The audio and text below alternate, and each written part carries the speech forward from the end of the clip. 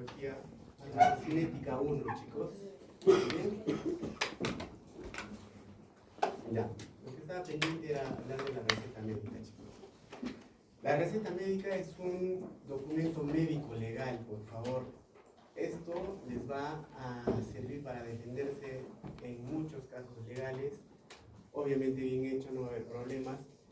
Y también nos va a ayudar a describir adecuadamente lo que nosotros vamos a prescribir al paciente. ¿Ya? Muy bien. Entonces, tiene formas de hacerse. Bueno, cada uno lo va a hacer de la forma que quiere, lo editará de la forma que quiere cuando sea ya especialista, en este caso, ¿no?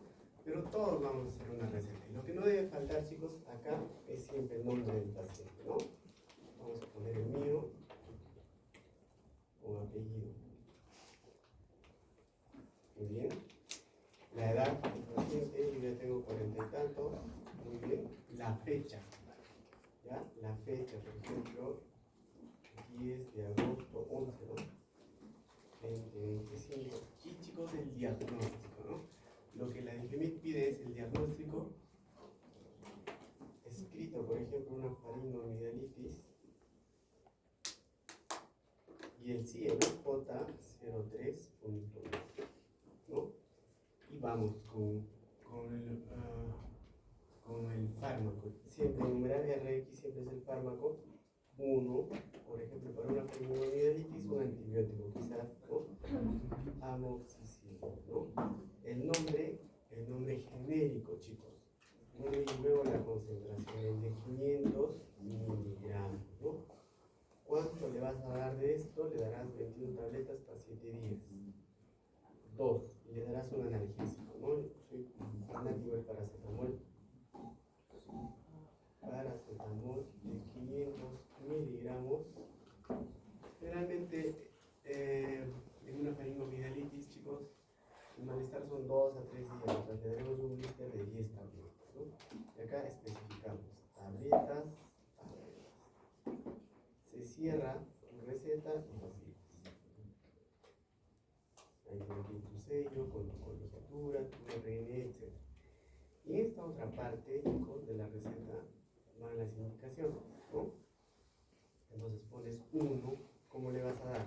Una tabletita cada 8 horas por vía oral por 7 días. 2. Una tabletita también cada 8 horas por vía oral, pero solo por 2 a 3 días dependiendo. ¿Dónde da el nombre comercial, chicos? Entre paréntesis, la DGMIT, entre paréntesis, por ejemplo, el amoxicilina, ¿no? Y el paracetamol, por ejemplo, no es el Supragal, ¿no? Pero siempre el nombre genérico primero, ¿no? También lo cierras y también lo firmas. Esa es la forma de prescribir una receta médica, chicos, en todo el mundo, ¿ya? En todo el mundo, e indicar al paciente cómo debe tomar. Normalmente acá arriba se pone algo. Lo pongo con números, pero amoxicilina, ¿no? Mis herramientas ahora son virtuales, así que le pones 1 y aparece el nombre y luego el paracetamol, ¿sí? Muy bien. Ya, chicos, eso con la receta médica. No se olviden. ¿Ya? ¿Alguna pregunta con la receta médica? Nada más, ¿no? Muy bien, entonces farmacocinética 1. A la doctora delegada no tenía el nombre, le voy a pasar el sílabo. ¿Ya? Para que. Bueno, la primera parte es farmacocinética 1, farmacocinética 2, farmacodinamia 1, farmacodinamia 2, adrenérgicos, colinérgicos y dopaminérgicos, etc. ¿Ya? Entonces, avanzamos con farmacocinética 1. Muy bien. Entonces, el estudio de la farmacología en el contexto del fármaco y el efecto terapéutico que nos va a producir, vamos a estudiarlo tanto con la farmacocinética y con la farmacodinámica, ¿no es cierto? La farmacocinética, como ven ahí, chicos, es lo que el cuerpo le va a hacer al fármaco, ¿no es cierto? El fármaco que tenemos acá se va a absorber dependiendo de la forma de presentación del fármaco, se va a distribuir, se va a metabolizar y al final se va a excretar, ¿ya? Pero, chicos, en la droga, durante la absorción, va a llegar a un compartimento que es el compartimento central, en farmacología se le llama así, que es el torrente sanguíneo, ¿no es cierto? En el torrente sanguíneo, chicos, se va a distribuir, como vemos acá, ¿ok? Y se va a unir a su tejido diana, donde se va a unir a su receptor. Al unirse a su receptor, va a señalizar una señal de transducción, va a ejercer su efecto terapéutico, que va a depender de una dosis y va a responder de acuerdo a ella, ¿ya? Entonces, siempre, chicos, ¿ya? La magnitud de la respuesta terapéutica siempre va a ser de acuerdo a la concentración de la droga, donde en el compartimento central, ¿ya? A esta fracción de droga que llega al torrente sanguíneo, ¿ya? Se le llama, ¿qué se le llama, chicos? Biodisponibilidad. Este término lo vamos a usar hasta que nos muramos, chicos, ¿ya? Biodisponibilidad de un fármaco. Entonces, grábense. La fracción de droga que llega al torrente sanguíneo después de un proceso farmacocinético es la biodisponibilidad. Muy bien. Entonces, la farmacocinética va a ser el área de la farmacología que va a estudiar el recorrido y modificaciones que experimentan los medicamentos y sus metabolitos en el interior del organismo. Bueno, esto, chicos, se va a estudiar desde un punto de vista dinámico y cuantitativo. Todos los fenómenos: liberación, absorción, distribución, biotransformación y eliminación de los fármacos. Eso es lo que vamos a hacer ahora. Muy bien. Entonces acá tenemos el proceso farmacocinético. Lo vamos a resumir en este gráfico, ¿ya? Miren acá tenemos un fármaco, el que quieran. Yo siempre uso los fármacos de 1 gramo. ¿Ya? ¿Qué fármacos de 1 gramo conoce? Metamisol de 1 gramito, ¿qué más? Paracetamol de 1 gramo también. ¿Algo más de 1 gramo? ¿El sildenafilo de cuánto es? 25. Muy bien, entonces de 1 gramo, ¿ya? Muy bien. Entonces, chicos, cuando nosotros tomamos la tableta de paracetamol, en este caso, va a llegar al tracto gastrointestinal, ¿ya? Con lo primero que se va a enfrentar esta droga es con el esófago y la mucosa del estómago, ¿no es cierto? ¿Ok?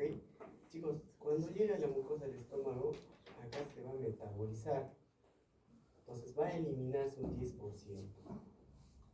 ¿ya? Un 10% de la droga, entonces va a quedar un 90% de la droga.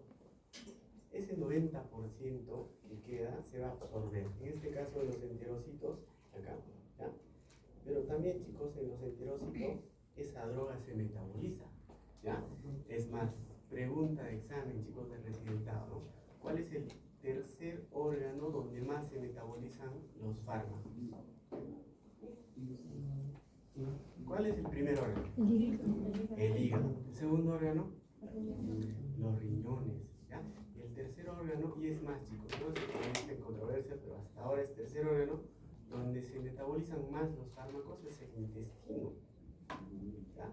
El intestino a través de los enterocitos. Entonces, ese 90% llega a los enterocitos y antes de llegar a la vena porta, ¿ya? También se elimina un 10% de la droga, ¿ya? Entonces llega a la vena porta un 80%. Muy bien. Entonces llega al hígado. En el hígado hay un fenómeno, ¿no?, que se llama metabolismo de primer paso. Eso lo vamos a ver con posterioridad. Pero en este metabolismo de primer paso, al llegar el fármaco al hígado, antes de ejercer su efecto terapéutico, también pierde un 10%. A través del metabolismo de primer paso, ¿ok? Llegando así al torrente sanguíneo, ¿cuánto de droga? 700 miligramos. A este 700 miligramos se le llama biodisponibilidad, ¿no? Entonces la biodisponibilidad del paracetamol, el 70%, es muy bueno, ¿ya? Todo todos los fármacos que superan el 50%, chicos, de biodisponibilidad son buenos, ¿ya? Los que tienen menos del 50%, ahí hay que ponerle tela de juicio, hay que ver, hay que valorar si es mejor usarlo por vía parenteral o por vía oral, ¿ya? Entonces, ahí está el fluconazol, por ejemplo, tiene 98% de biodisponibilidad. Su contraparte, un antiviral, ya el aciclovir, tiene un 23% de biodisponibilidad, ¿no? Entonces, ¿para qué nos sirve la biodisponibilidad? Para valorar el uso, ¿no?, de una droga a través de la vía de absorción del tracto gastrointestinal, ¿ya? Hay otra droga, chicos, que llega casi al 100%. Se llama posoconazol. Vamos a estudiarlo en la tercera parcial. Entonces, esta droga no tiene por qué venir en forma endovenosa, ¿no? No tiene por qué venir en forma endovenosa. El posoconazol viene en jarabito, ¿no? Es un fármaco caro que se usa, por ejemplo, últimamente para pacientes trasplantados para evitar aspergilosis, ¿no? Una sobreinfección por aspergilosis. Bueno, está claro, está ahí, ¿no es cierto? Otro detallito con esto, chicos, la circulación sistémica. No es a cualquier parte, ¿no? Entonces, cuando ustedes, ojalá y estudien esa parte, cuando se crean nuevos fármacos, hay fase 1, ¿ya?, fase 2 y fase 3, ¿no? En esta fase 2 se evalúa la biodisponibilidad del fármaco que se quiere presentar al mundo, ¿no? Entonces, ¿dónde se mide la biodisponibilidad? Eso también es pregunta de examen. Venas pulmonares, ¿no? Venas pulmonares. Muy bien, ese es un punto a resaltar en este aspecto. Muy bien, entonces ahora más entendido el proceso farmacocinético, ¿no es cierto, chicos? Acá tenemos al fármaco, se va a absorber, ¿no? Va a depender, la absorción depende mucho de la vía de administración, ¿ya? No hay que confundir eso, chicos, ¿ya? Muy bien, el fármaco se absorbe. Por ejemplo, ¿cuál es el lugar de absorción de la vía de administración oral? El estómago, el duodeno, yeyuno, ilion, ¿qué más? El colon también, ¿ya? El colon, ¿ya? Es más, hay algunos fármacos que se absorben a nivel del recto también. Vamos a llegar a hablar de eso más adelante, ¿ya? Y la vía o el lugar de absorción de la vía intramuscular, ¿cuál será? El músculo, ¿no es cierto? La vía o el lugar de absorción de la vía de administración subcutánea, ¿cuál será? El tejido celular subcutáneo, ¿no es cierto? Tejido celular subcutáneo, ¿no? Entonces el fármaco se absorbe, ya, dependiendo de la vía de administración, se distribuye, chicos. En la distribución, acá clarito nos está hablando de algo importante a resaltar, que es la unión a proteínas plasmáticas. ¿Qué proteínas plasmáticas conocen, chicos? La albúmina, ¿qué más? Las globulinas, ¿no? Entonces, la mayor parte, el 90% de los fármacos, vamos a ver que más adelante vamos a hablar de eso, son ácidos y bases débiles, ¿ya? La mayor parte de los ácidos se unen a la albúmina, ¿ya? Entonces, depende mucho la albúmina de la nutrición, chicos, ¿ya? De la nutrición. Si un paciente es caquéxico, ¿no?, va a tener poca albúmina, ¿no? Y el fármaco no va a poder unirse adecuadamente. O sea, ahora, doctor, ¿y si yo le pongo albúmina intravenosa, ayuda o no ayuda? ¿Qué dicen ustedes, chicos? En sus rotaciones, ¿están viendo? ¿O no rotan? No sirve. ¿Ya? No sirve. Entonces, nosotros a veces queremos mejorar, pues, este proceso farmacocinético del paciente, y anteriormente, cuando salió la albúmina, a todos la albúmina, ¿no? Porque aparte de mejorar la albúmina sérica, se creía que mejoraría, pues, la albúmina central, que haría que se unan los fármacos, se distribuya mejor, ¿no? Y tenga un buen efecto terapéutico. Falso. Falso. La albúmina en frascos actualmente tiene dos indicaciones, ¿no? Síndrome nefrótico y síndrome hepatorenal. El nefrótico, ya, descompensado, ni siquiera cualquier nefrótico. Entonces, hay que limitar el uso de la albúmina como fármaco. Y es mejor comer, chicos, ¿no? ¿Qué alimento tiene más proteína? En este caso, más albúmina. ¿Qué dice? Huevo. Huevo, chicos, ¿no? Entonces hay que comer huevo. La clara, obviamente, ¿no? La clara, ¿cuántos huevos al día? ¿Cuántos gramos de albúmina? De proteína en total hay en un huevo. 6 gramos. 6 a 8 gramos. 6 a 8 gramos, chicos. ¿Y de albúmina cuánto habrá? También 6 gramos. 6 gramos. Entonces, ¿es mejor comer huevo o comer carne o pollo? Cualquier proteína. ¿Ya? Cualquier proteína. Mientras sea proteína natural, ¿no? De alto valor biológico. Cuando hablamos proteína de alto valor biológico nos referimos al huevo, a la carne, al pollo, al cerdo, ¿ya? Todo tipo de carne, chicos. No se limiten en comer carne. Anteriormente nos limitaban, ¿no? Hipertenso, carnes rojas, no.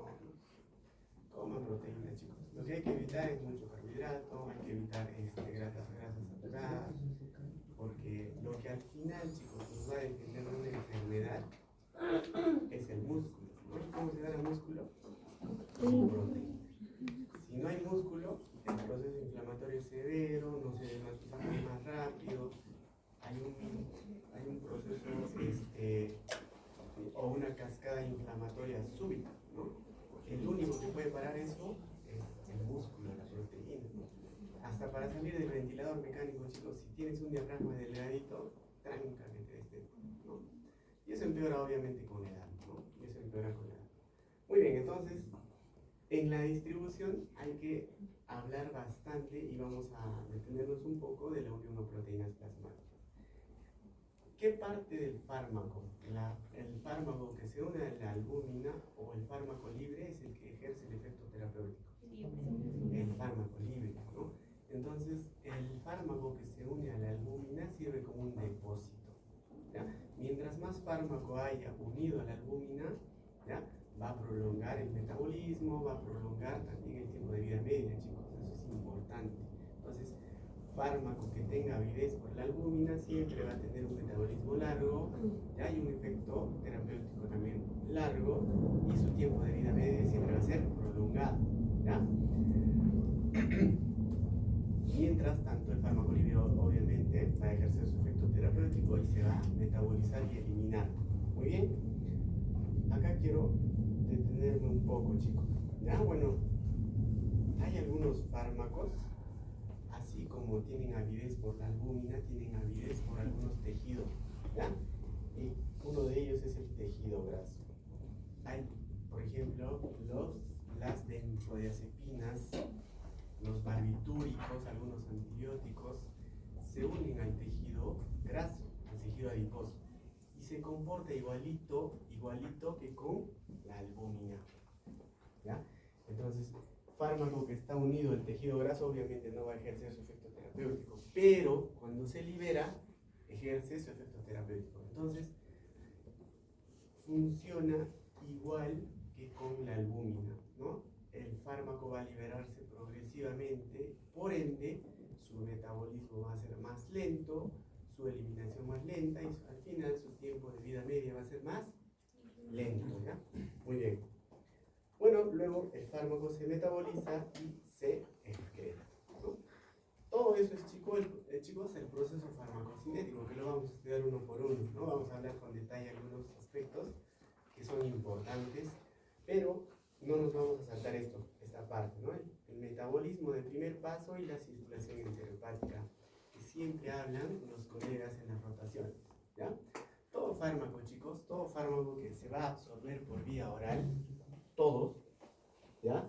Se absorben, llegan acá al estómago, ¿ok? Algunos se absorben, algunos no. La mayoría se va a absorber en el tracto gastrointestinal, especialmente en el intestino, ¿ya? Llega a la vena porta y de la vena porta va a llegar al hígado, ¿no es cierto?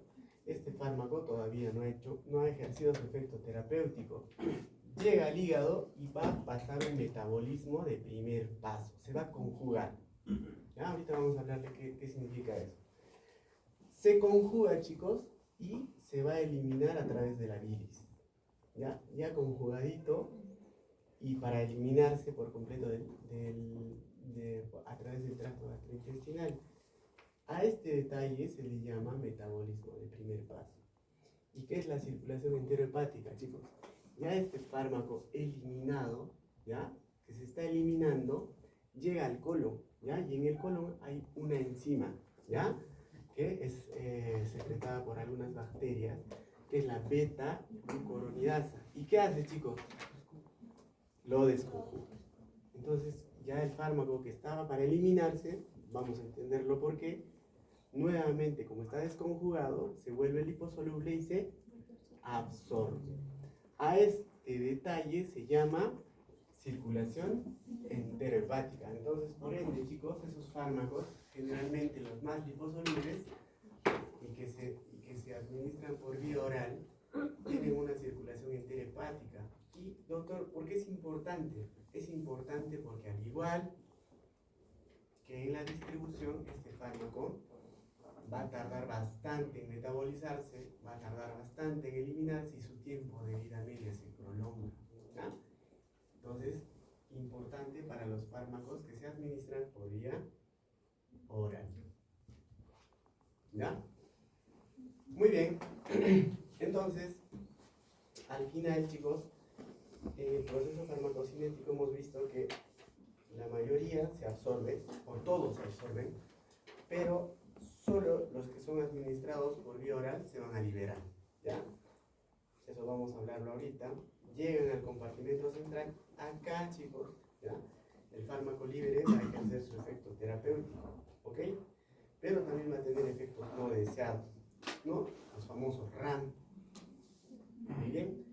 Entonces, y también algunos fármacos van a tener avidez por algunos tejidos, huesos, tejido adiposo, ¿no? Y que se comporta como reserva. Muy bien.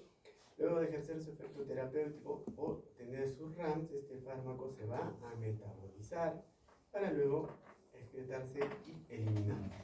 Muy bien. Entonces, comenzamos, chicos. ¿Ya? Comenzamos. Entonces, ahora vamos a hablar de la absorción. Entonces, solo los fármacos que son absorbidos o que son administrados por vía oral van a liberarse, ¿no es cierto? Los fármacos como tabletas, grajeas, tienen excipientes, ¿ya? Excipientes que acompañan al fármaco al principio activo. Muy bien. Entonces, chicos, cuando llegan al estómago se van a disgregar en partículas para luego disolverse, chicos, y formar moléculas, ¿no? Todo este proceso se llama liberación. El proceso donde un comprimido se va a transformar en moléculas en el estómago, ¿no? Para luego recién estar dispuesto a absorberse. Muy bien.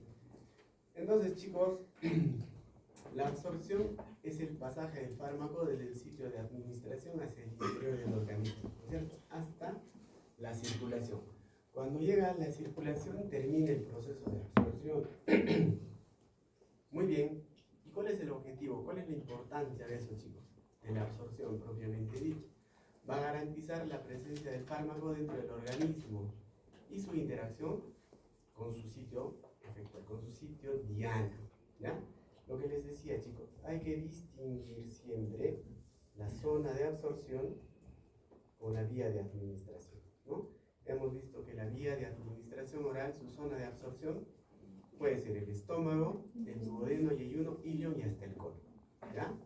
Entonces, la vía de administración intramuscular, todos los músculos donde se puede administrar la vía intramuscular, ¿ya? Muy bien. Perfecto. La vía de administración intratecal. Pregunta, ¿no? ¿cuál es su lugar de absorción?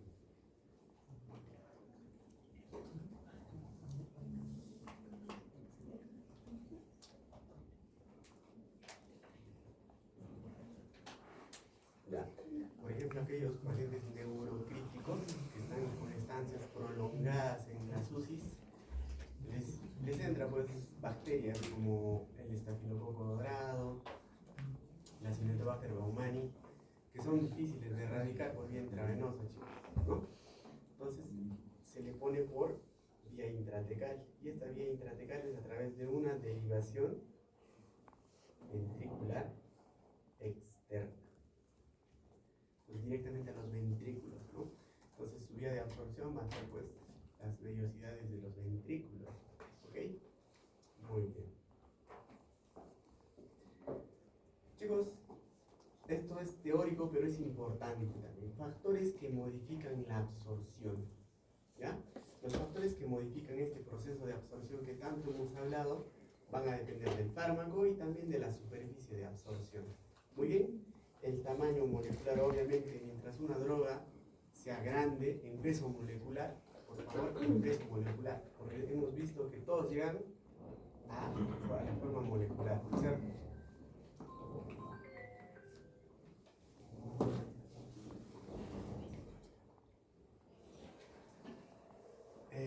Mientras más grande sea la droga, más difícil de absorber a través o pasar a través de las membranas. La forma de presentación, ¿ya? Si son tabletas, si son grajeas. Las grajeas son más fáciles de absorber, ¿cierto? Como el omeprazol, como el omeprazol, ¿no?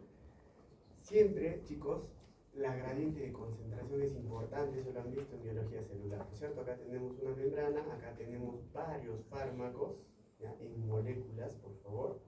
Entonces, todo fármaco difunde a través de una gradiente de concentración, ¿no? ¿Hacia dónde?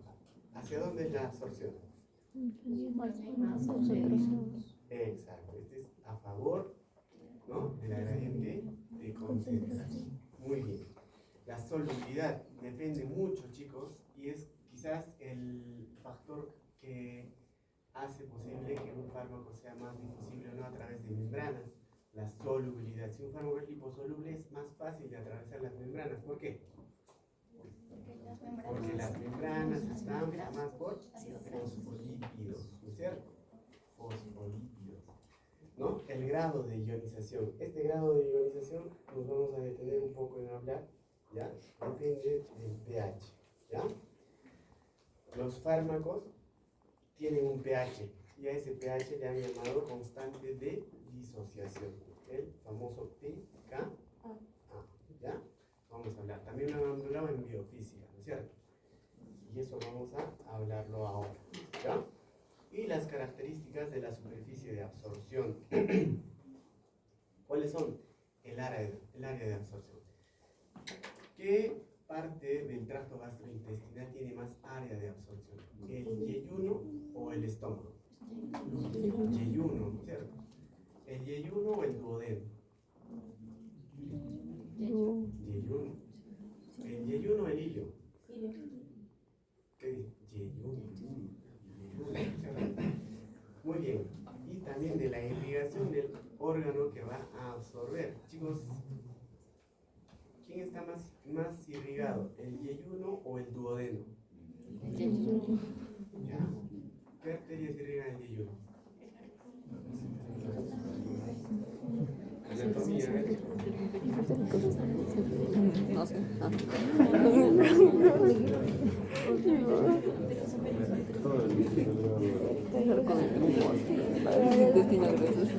¿Qué le irriga? ¿La mesentérica superior o inferior? Superior.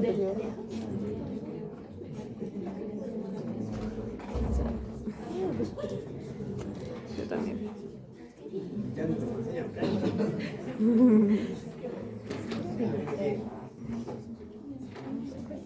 Tarea. Entonces, chicos, es importante también hablar sobre las características de esta absorción, ¿no? La absorción es pasiva, ¿ya? Cuando el fármaco, el más del 90%, chicos, de los fármacos, de todos los fármacos, vamos a ver que son ácidos y bases débiles, y también el 90% de estos se absorben a través de transporte pasivo, ¿ya? O sea, difusión pasiva. La filtración es específico para qué fármaco o para qué compuesto. El agua, chicos. El agua se filtra, ¿ya? El transporte activo es para ese 10% que queda, que necesita gasto de energía, ¿no es cierto? A través, en contra de la gradiente de concentración con gasto de energía, generalmente para fármacos liposolubles de alto peso molecular. La difusión facilitada, ¿para qué tipo de fármacos? La glucosa, ¿ya, chicos? La glucosita es difusión facilitada. Pinocitosis para aquellos fármacos con demasiado peso molecular que tienen que ser endocitados, ¿cierto? Muy bien. Ahí tenemos, chicos, los tipos de transporte pasivo. La difusión pasiva, para la mayor parte de los fármacos, la difusión facilitada a través de un cotransportador es para la glucosita, y el transporte activo es para aquellos fármacos que necesitan gasto de energía, ¿no? Necesitan ATP para poder transportar ese 10% de fármacos con peso molecular moderado, ¿ya? Y que tienen también, y que necesitan un cotransportador y gasto de energía. Y pinocitosis para aquellos demasiado grandes que tienen que ser endocitados. Muy bien, nos vamos a detener un poquito acá. Ya las características de la absorción pasiva. Hemos hablado que el 90% de los fármacos se absorben por transporte pasivo, ¿no es cierto? Esto implica el principio de la ley de Fick, ¿ya? ¿De qué se trata la ley de Fick, chicos? Este transporte es a través de gradientes, de un lugar donde hay mayor concentración de fármaco a un lugar donde hay menor, ¿no es cierto? Generalmente, chicos, ojo, por favor, generalmente son fármacos también liposolubles de peso molecular bajo, ¿ya? Necesitan un gradiente de concentración, y acá es donde nos vamos a detener. Se tiene que hablar mucho de la influencia del pH del medio y del pK del fármaco. Vamos a saltarnos un poquito esta parte y vamos a hablar de esto, ¿ya? Regresamos nomás. Entonces, chicos, todos los fármacos tienen un pH, todos, ¿ya? Puede ser un pH ácido o un pH alcalino, ¿ya? Entonces, a ese pH, ya en farmacocinética se le llama pK. ¿Qué es el pK? Es la constante de disociación de un fármaco. ¿Qué quiere decir, chicos? Que cuando el fármaco, por ejemplo, vamos a hablar de ¿quién? Del paracetamol, ¿ya? El paracetamol. Su pK más o menos es de 6.8, ¿ya? Entonces, a este pH de 6.8, las formas ionizadas y no ionizadas del paracetamol están 50%, 50%. En todos los fármacos. Por ejemplo, acá. Bueno, vamos a hablar del paracetamol, ¿ya? El paracetamol es una base débil, ¿ok? Entonces, a un pH de 6.8 va a tener un 50%, chicos, de forma ionizada, y un 50% de forma no ionizada. ¿Ya? Vamos a detenernos un poco, escúchenme por favor. La forma no ionizada del fármaco, generalmente es la más liposoluble. Y la forma liposoluble es la parte o la fracción del fármaco que más atraviesa membranas, es más difusible, más absorbible, ¿ya? Y eso pasa con todos. Por ejemplo, la aspirina, ácido acetil salicílico, chicos, su pKa es de 3.5. ¿Qué quiere decir?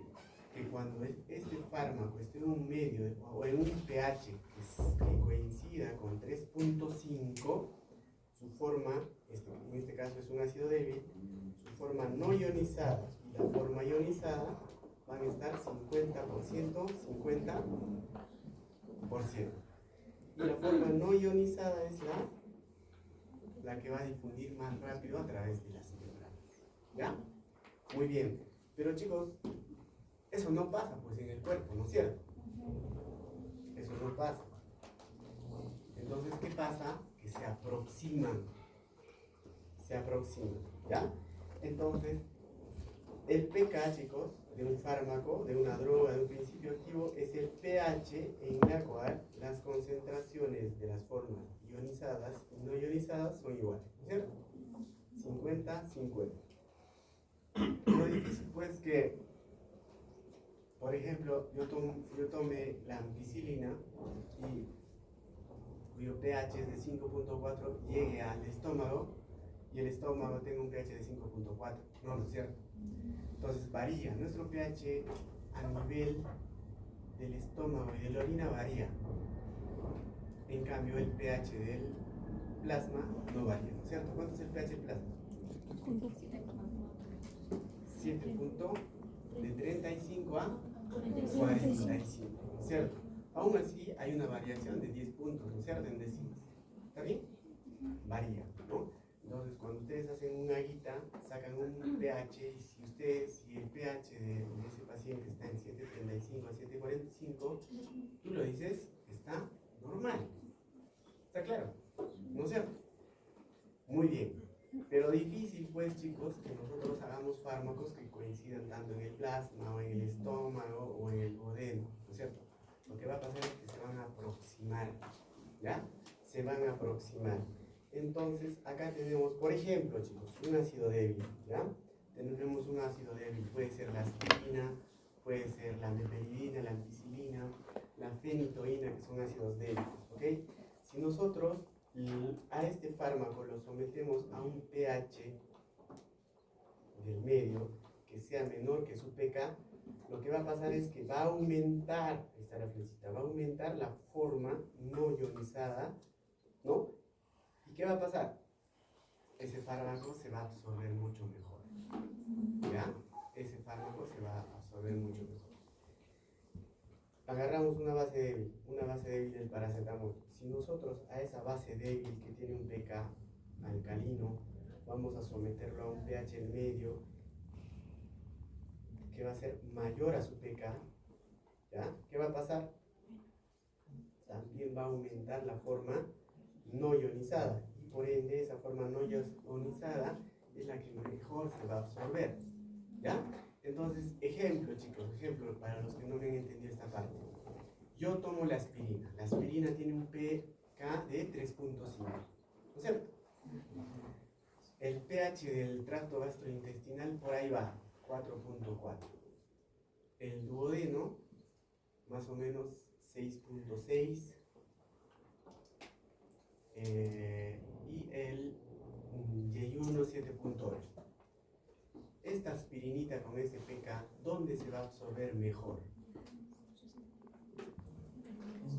De 4.4. ¿Dónde? En el estómago. ¿Por qué? El 4.4 está más cerca. Porque va a aumentar la forma no ionizada, ¿sí o no? Creo que se puede escribir acá, ¿no es cierto? ¿Sí?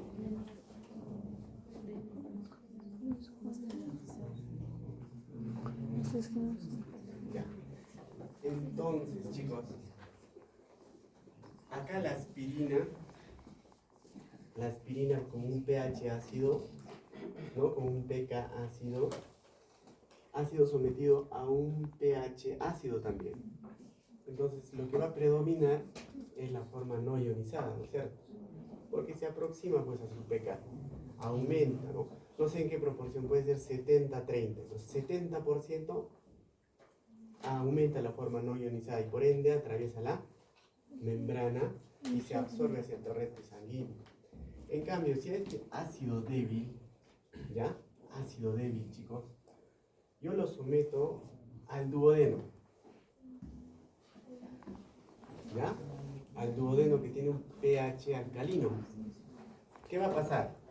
Va a aumentar la forma no ionizada. Perdón, la forma ionizada, ¿ya? Entonces, esta forma ionizada no se absorbe, se va a quedar en el duodeno, ¿no es cierto? Y se va a eliminar, ¿ya? Por eso es importante saber el pK de las drogas, ¿ya? El pK de las drogas. Muy bien. Entonces vamos. Acá hay un ejemplo, chicos. Miren. Lo que no va a variar nunca es el pK de los fármacos. Pero lo que puede variar es, por ejemplo, miren el pH. Acá le han puesto el pK de un fármaco 4.4. ¿Ya? Entonces, el pK del fármaco 4.4. ¿Es ácido o es alcalino? Ácido. Llega al estómago. Este es el estómago, chicos. Esta es la barrera mucosa, ¿no es cierto? Lipídica. Este es el estómago. ¿Qué va a predominar en el estómago? ¿La forma ionizada o no ionizada? No ionizada. Ahí está la flechita. Lo que va a predominar es la forma no ionizada. Pongámosle 80%. Y un 20% es la forma ionizada. ¿Qué va a pasar con esta forma ionizada? No se absorbe. ¿Se pasa a dónde? Pasa al duodeno, ¿no es cierto? Si no se absorbe en el estómago, pasará pues al duodeno.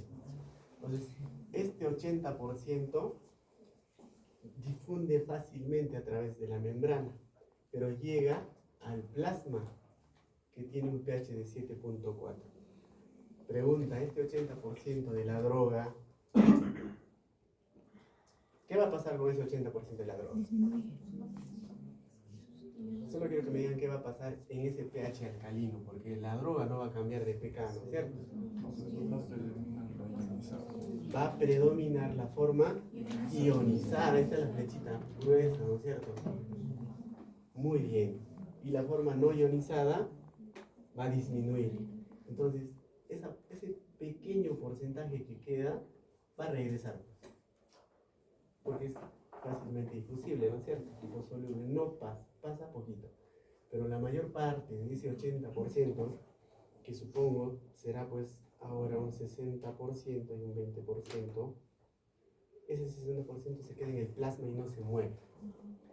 Ese 60% es el que va a ejercer su efecto terapéutico porque ha llegado al plasma, ¿no es cierto? Y se va a quedar en el plasma. Pregunta, ese fármaco no va a cambiar de pK, sigue siendo 4.4. Llega a la orina y miren el pH de la orina, ¿cuánto es? 8. ¿Qué va a pasar en la orina?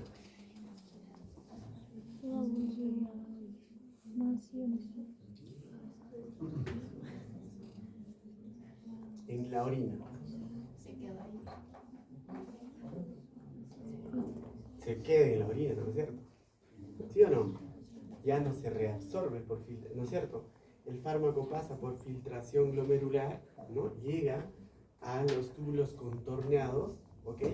Y en los túbulos contorneados hemos visto que el pH es de 8 y ese fármaco tiene un pH alcalino, perdón, ácido. Ese fármaco, chicos, ya no puede ser reabsorbido al torrente sanguíneo porque hay una propiedad del riñón, ¿no es cierto?, que se reabsorbe. Entonces, ¿qué pasa con el fármaco? Se elimina, ¿no? Se elimina. Entonces, todo ese ciclo es de la aspirina, ¿ya? Entonces, miren, acá hay otro grafiquito para ver cómo se comportan algunos fármacos ácidos débiles y bases débiles. Miren, un ácido débil, la aspirina y la meperidina, que es como el fentanilo o la morfina, tiene un pH alcalino, ¿no? Un pK 8.6. En el estómago, ¿qué va a pasar con una aspirina? Se absorbe casi todo. Llega al plasma, en el plasma ya no regresa, ¿no es cierto? Poquito. Pero en la orina se queda. La meperidina es al revés. Como tiene un pK alcalino, en el estómago no pasa nada, ¿no? No se absorbe nada, llega al duodeno recién, ¿no? Entonces lo poquito que se absorbe llega al plasma. En el plasma, ¿qué pasa, chicos? Lo poquito que pasa puede regresar. ¿Por qué? Porque el pH es alcalino. Y lo poquito que llega a la orina, chicos, como es un pH alcalino, se reabsorbe, ¿no es cierto? ¿Ya? Entonces, esta es la máxima ionización del APH alcalino y esta es la máxima ionización APH ácido, chicos, ¿no? Muy bien. ¿Esta parte está claro? Muy bien, entonces acá me van a responder algunas preguntas. Solo sabiendo el pK de un fármaco, podemos saber, por ejemplo, chicos, la levodopa. Es un fármaco por vía oral. ¿Dónde se va a absorber mejor? En el estómago. El ácido salicílico, estómago. Ácido acetil salicílico, estómago. La furosemida, estómago. El ibuprofeno, estómago. Por eso les duele pues el estómago cuando toman ibuprofeno, naproxeno. ¿Ya?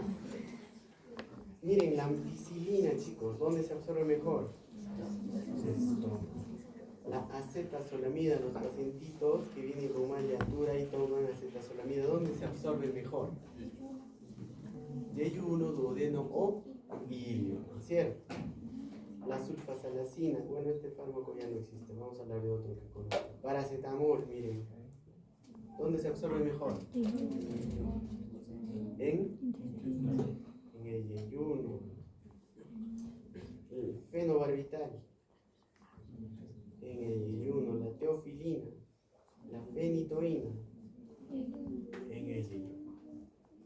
¿Está claro? ¿No es cierto?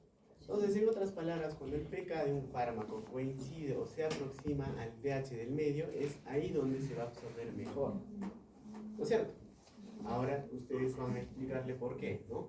Porque en ese pH el fármaco va a aumentar su forma no ionizada, ¿no? Y la forma no ionizada es la forma más difusible porque es la más lipo. Muy bien.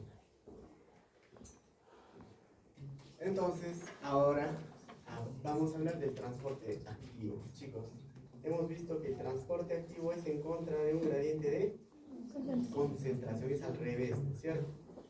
Es al revés. Acá está el fármaco y el transporte activo gasta ATP y es en contra de la gradiente de concentración. Usa, chicos, usa un transportador y este transportador es específico, es selectivo y además es saturado, ¿ya? Y lo más importante, siempre gasta energía, siempre gasta ATP. Muy bien. Excelente. Muy bien, chicos, entonces recuerden, cuando hablamos de absorción, vamos a hablar de biodisponibilidad, ¿cierto?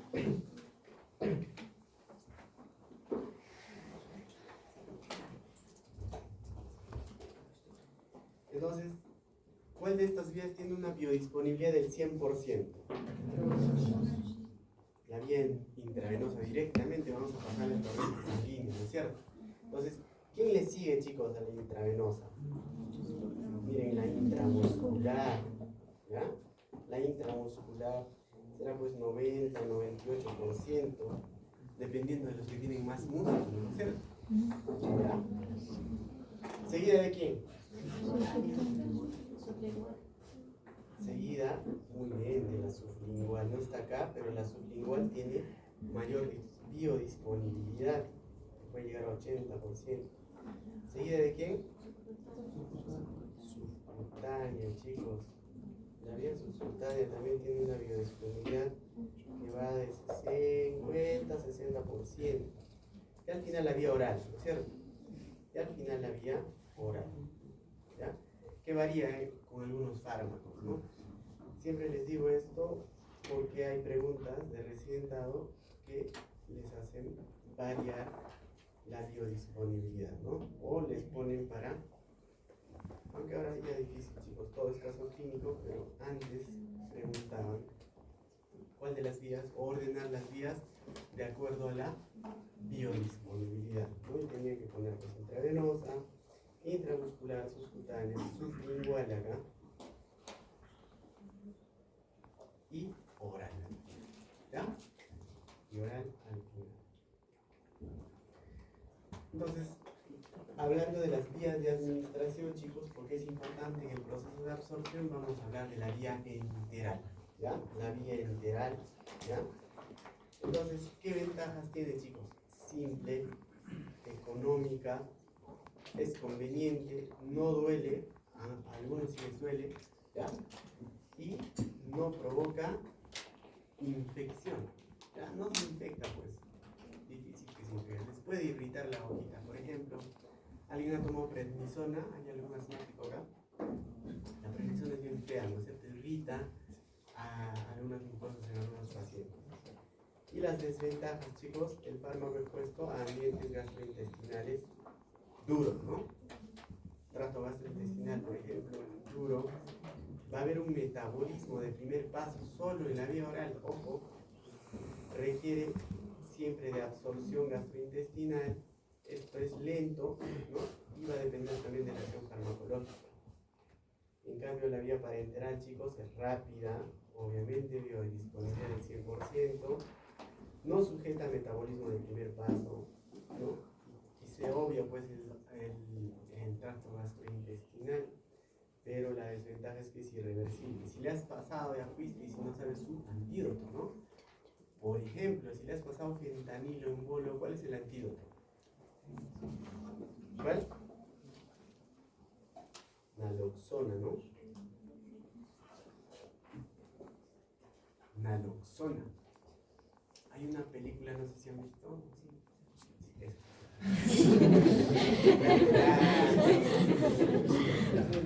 la hija le pasa el fentanilo. Obviamente, chicos, en las películas obvian algunos para el fentanilito se pasa lento, ¿no? Pero la hija le pasa, primero que toda la ampolla lo prepara y ¡fum! Y le dice a su papá, me confundí de ampolla, no te preocupes. ¿Qué me pasaste? Fentanilo. Pero no te preocupes, voy a buscar el antídoto, ¿no? Busca la naloxona y no hay naloxona. ¿Qué va a pasar con el paciente? Va a morir, ¿no? Si no tienes el antídoto, o lo intubas, tranca para ustedes, o le das el antídoto, ¿no? En la UCI, por ejemplo, en la época del COVID, como había bastante paciente, contrataron pues enfermeras nuevas, ¿no? Y no eran intensivistas, y se intubaba pues chicos a pasto, a cada rato se intubaba, entonces había un protocolo, pero las nuevas no conocían el protocolo es pues lentito, los 50 o 150 microgramos de fentanilo se pasa un ml por segundo, ¿no? Hasta terminar los 10 ml, y una enfermera lo pasó rápido, ¿no? Cuando se pasa rápido el fentanilo te puede producir una arritmia maligna, ¿no? Puedes hacer paro, asistolia, puede provocar un tórax leñoso, ustedes van a ver eso, ¿ya? El tórax se vuelve duro, chicos, ¿no? El pacientito se vuelve azul, hace paro, sin muerte, ¿no? Entonces nos ha pasado varias veces eso. Entonces tampoco hay mucha naloxona en todos los hospitales, ¿no? Por eso el fentanilo es de uso exclusivo de emergencia y de UCI, ¿ya? Es un medicamento controlado, ¿no? Y es una droga también, es una droga también. Los pacientitos que se ponen fentanilo, y en harto pacientes ya en Cusco se ve, chicos, ¿no? Que roban fentanilo, hasta entre colegas, chicos, van a escuchar algunos comentarios. Hay colegas que ya se ponen fentanilo, ¿no? Se sincopan, arritmia y muerte por fentanilo súbita, ¿ya? Entonces, irreversible una de sus funciones. Bueno, eso de los antídotos, chicos, se pregunta siempre, ¿ah? El antídoto de las benzodiazepinas, ¿cuál es? Flumacenil. Flumacenil. El antídoto del paracetamol, N-acetilcisteína. El antídoto, a ver, el antídoto de qué?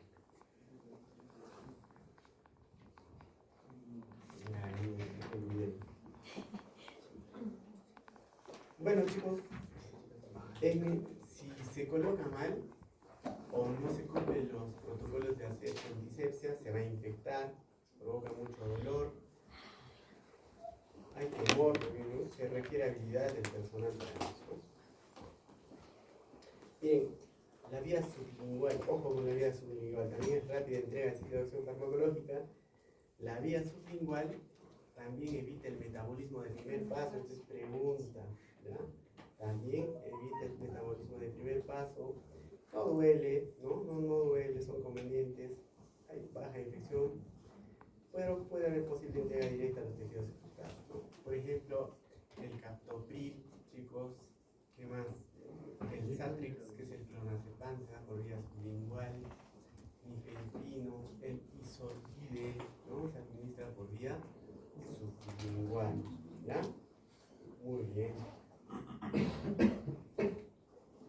Chicos, la vía subcutánea es una vía parenteral, ¿no? Inicio lento, puede usarse para administrar fármacos en vasoreos.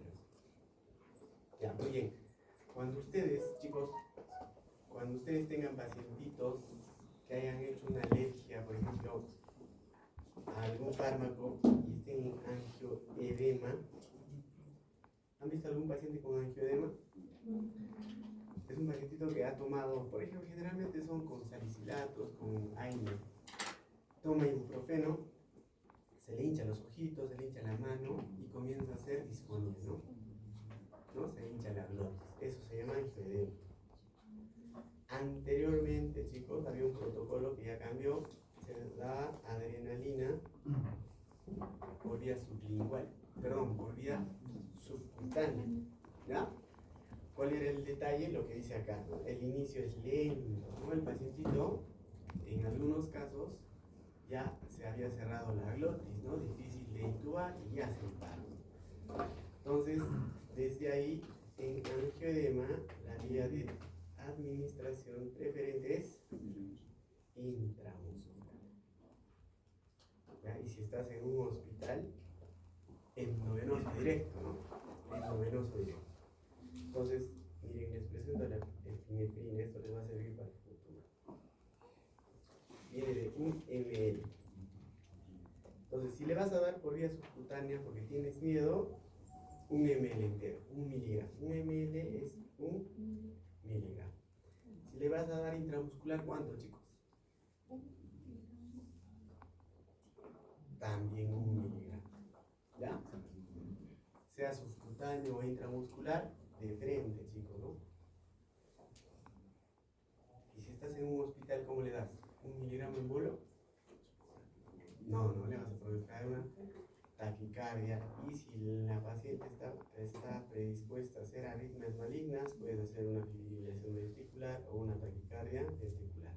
Entonces, 1 miligramo se diluye en 10 ml de cloruro de sodio. ¿Y cuánto lo pasas por vía endovenosa? 0.1 miligramos, o sea, 1 ml. ¿Ya, chicos?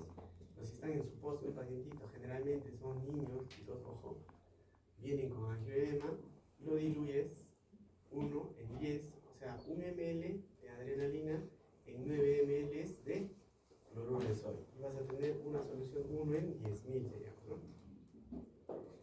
Y le pasas 1 ml, niño, niña, adulto, lo que sea, chicos, le pasas 1 ml porque es de vida o muerte. Y eso va a tener un efecto terapéutico rápido. ¿Ya? El pacientito va a mejorar, ahí recién le das su clorfenamina, le das un corticoide y va a mejorar el cuadro. ¿Ya? Ahora, chicos, ese ml, 1 ml de esa solución que estamos hablando, se ha puesto en tela de juicio y hay un estudio que dice no es necesario 1 ml, solamente 0.5 de ml. ¿Ya? Funciona también normal. ¿Ya? ¿Y por qué esto? Porque el efecto terapéutico rápido también tiene un efecto adverso, que son las arritmias malignas, chicos. ¿Ya? Muy bien. ¿Han visto la película no creo que hayan visto,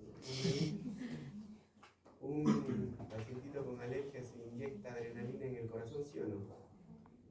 ¿Vieron? La Roca, creo que. Eso ya no se hace, ¿no? Directo al corazón. Cualquier músculo tiene eso. Lo que sí, chicos, adrenalina en paro, ¿ya? En paro cardíaco, cuando están haciendo una cirugía cardíaca, ¿ya? A cielo abierto se llama. Si el pacientito están haciendo un trasplante, una valvulopatía, etc., hace paro, se le masajea directo al corazón y se le administra adrenalina intracardíaca, ¿no? Pero inyectarse desde acá, acá, tranca, ¿sí o no? Más de lo que vas a producir, neumotórax. Entonces, no todas las películas, chicos, para eso deben llamarnos, ¿no? Para asesorarnos, ¿no? Muy bien, entonces ahí queda la absorción, ¿ya? Muy bien, entonces ahora vamos a hablar de la distribución, ¿no? De la distribución. Entonces, de la distribución, posabsorción o inyección a la circulación directa, chicos. Los fármacos circulan en la sangre y se distribuyen a todos los tejidos. La distribución también puede ser reversible o irreversible, ¿ya? Por ejemplo, con el mercurio es irreversible, ¿no? El mercurio se une directo a su tejido diana, cerebro, riñón y hígado, y ya no lo suelta, ¿no es cierto? ¿No? Por eso es altamente tóxico. Los fármacos que tienen predilección por un determinado tejido o órgano se pueden utilizar para tratar enfermedades que afectan a los mismos. Entonces, en distribución les dije que vamos a hablar de la unión a proteínas plasmáticas, ¿no? La fracción libre del fármaco es la que va a ejercer el efecto terapéutico. En cambio, la fracción ligada a proteínas plasmáticas se va a unir, chicos, se va a unir y no lo va a dejar y se va a liberar progresivamente. Los ácidos débiles a la albúmina, esto es pregunta de examen, ¿no? Y las bases débiles a la glucoproteína ácida alfa 1, ¿ya? Muy bien. Los tipos de unión a la proteína plasmática también, chicos, el 90% son reversibles, con enlaces iónicos, que es el más común para ácidos y bases débiles, y enlaces de hidrógeno tipo Van der Waals para bases débiles, ¿no? Y las irreversibles, estamos hablando de la albúmina, el enlace covalente con el mercurio, ¿ya? Muy bien. Otro grafiquito que tenemos que entenderlo bien, chicos, porque también habla mucho de las características de cómo se porta un fármaco dentro del torrente sanguíneo, ¿ya? Muy bien, en este gráfico acá tenemos el espacio vascular, ¿ya? El espacio vascular, y el fármaco no se une ávidamente a la albúmina, ¿ya? Esa forma de riñoncito que hay es la albuminita.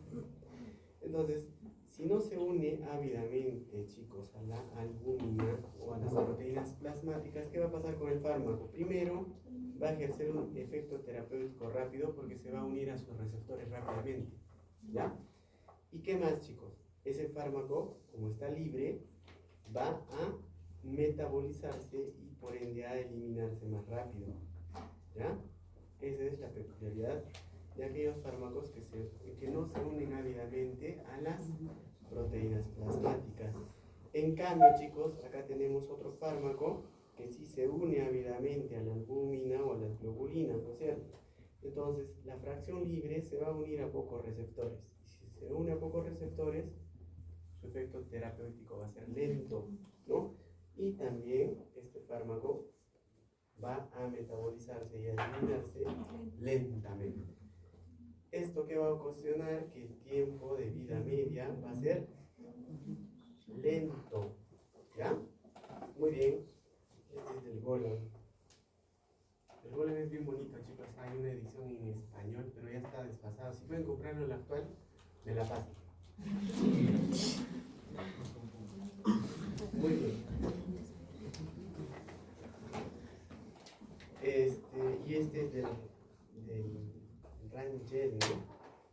Entonces ahí tenemos, chicos, también el fármaco, ¿ya? Ahí tenemos la droga. Entonces esta droga no se une ávidamente a las proteínas plasmáticas. Hay más fármaco libre en el torrente sanguíneo, por ende, miren,